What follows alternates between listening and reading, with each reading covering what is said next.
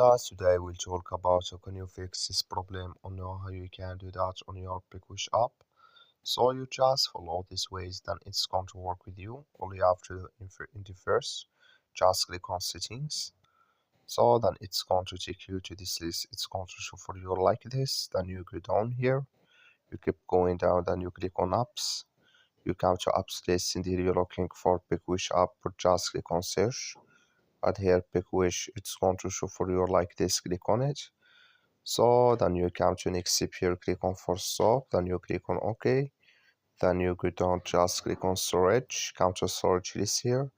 Just click on clear cache, then all you have to do next, you just go to your Play Store, you click on it. Then here you search for PicWish, it's going to show for you like this. You will find here updates, click on it, then it's going to work with you. As all, thank you for watching. Don't forget to support us by liking and subscribe.